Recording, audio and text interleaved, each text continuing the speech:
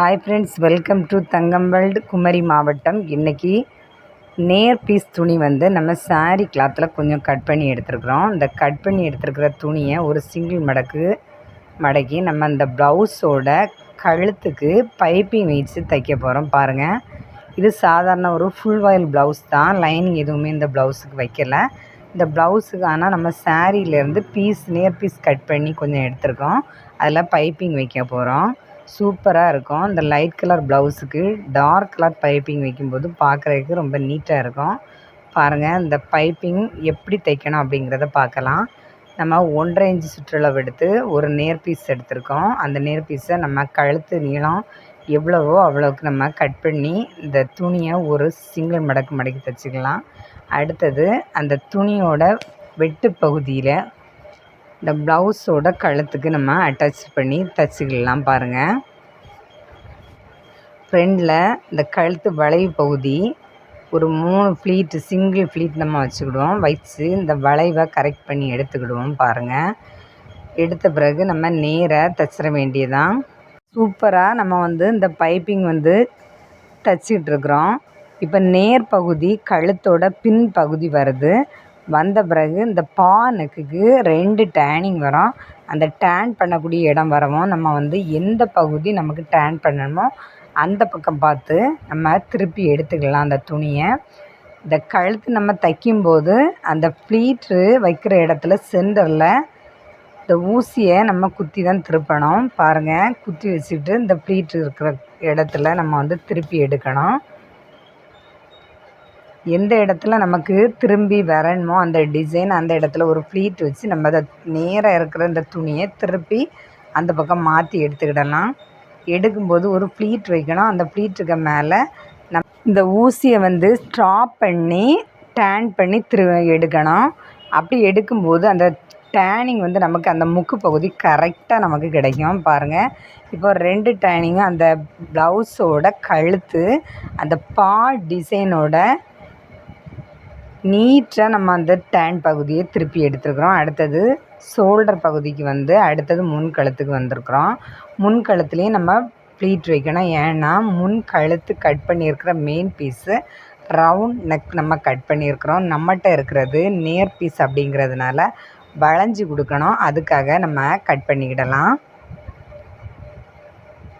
பாருங்கள், சூப்பராக இப்போ நம்ம இந்த நெக் நம்ம ஸ்டிச் பண்ணியாச்சு.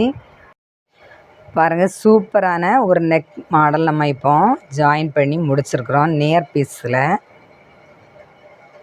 இந்த கிளாத்து தைக்கிறதுக்கு ரொம்ப ஈஸியாக இருந்து, ஆனால் துணி கொஞ்சம் நைஸ் துணி தான் நம்ம கழுத்துக்கு எடுத்துருக்கிறது.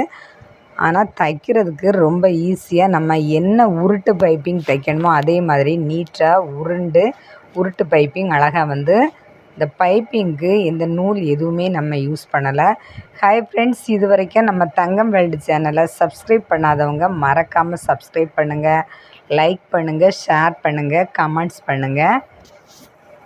பாருங்கள், இந்த துணியை இப்போ நம்ம ஜாயின் பண்ண துணியை தையல் தும்பு தெரியாமல் நம்ம திருப்பி உள்பகுதியில் அதை மறைச்சி விடணும். வெளிப்பகுதிக்கு வரக்கூடாது. இந்த பைப்பிங் தான் வெளியே தெரியணும். இந்த தையல் தும்பு எல்லாமே உள்பகுதியில் வரும்படியாக கவர் பண்ணி நீட்டாக நம்ம உருட்டி தைச்சிக்கிடணும். தைக்கும்போது நம்ம ஜாயின் பண்ண இடத்துலையே நம்ம தைக்கணும். பாருங்கள், இந்த ஜாயின் பண்ண ஃபஸ்ட்டு நம்ம பைப்பிங் பீஸுக்கு எந்த இடத்துல ஜாயின் பண்ணமோ அந்த இடத்துல நம்ம தையல் போட்டுக்கிடணும்.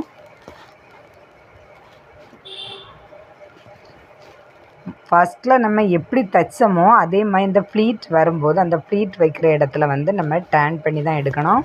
நேராக திருப்பியெல்லாம் தைக்கக்கூடாது.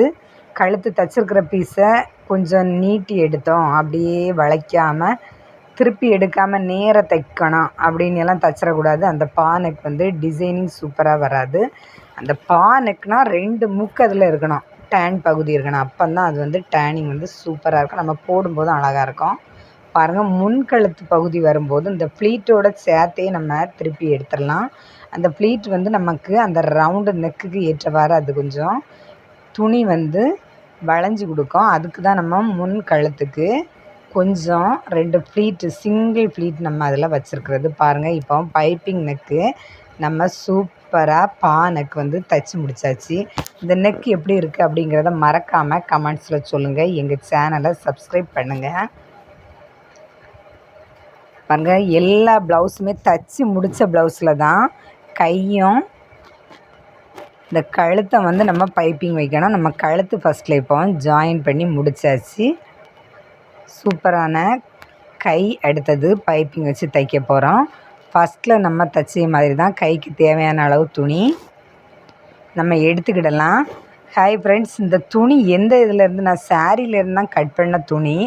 ஆனால் இது வேஸ்ட்டில் நம்ம போடக்கூடிய துணியை தான் ஒரு சூப்பர் டிசைன் வச்சுக்கிட்டு இருக்கிறோம்.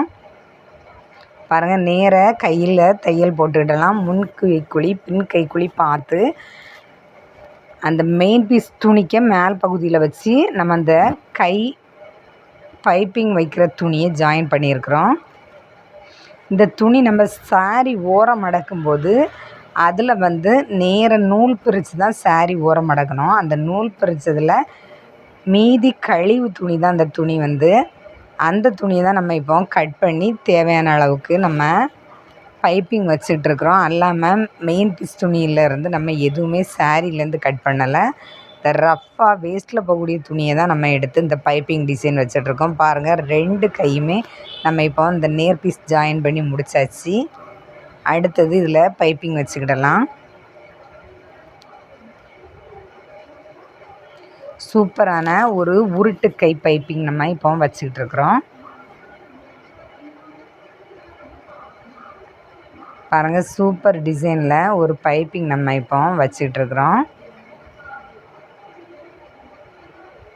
இதுவும் நம்ம ஃபஸ்ட்டில் எந்த இடம் ஜாயின் பண்ணோமோ அந்த இடத்துல தான் இந்த பைப்பிங் வச்சு உருட்டிகிட்டு இருக்கிறோம். பாருங்கள், இந்த தையல் வந்து வெளியே வந்துடக்கூடாது. உள்ளே இருக்க வேஸ்ட்டு துணியெல்லாம் அந்த துணியெல்லாம் கவர் பண்ணி தான் தைக்கணும். அதை கவர் பண்ணாமலாம் இந்த துணி வந்து திரும்பும். ஆனால் உருட்டு பைப்பிங் நமக்கு வராது. அந்த தையல் தும்பு வெளியே வரும்போது நல்லா இருக்காது. அதனால் உருட்டி தான் நம்ம வந்து இந்த கவர் பண்ணி தான் அந்த துணியெல்லாம் வச்சு நம்ம தைக்கணும். பாருங்கள், 2வது கையும் நம்ம இப்போ தைச்சிக்கலாம். பைப்பிங் தைக்கிறது ஈஸி தான். கிராஸ் பீஸ் நாலஞ்சு தான், நேர் பீஸ் நாலஞ்சது தான்.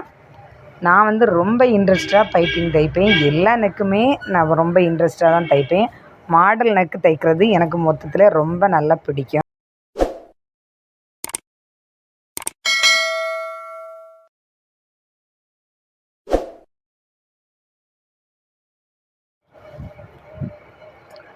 பாருங்கள், அடுத்தது இந்த நெக்கை வந்து நேராக அந்த தையல் போட்டிருக்கிற இடத்துலையே நம்ம ஜாயின் பண்ணி தைச்சிக்கலாம்.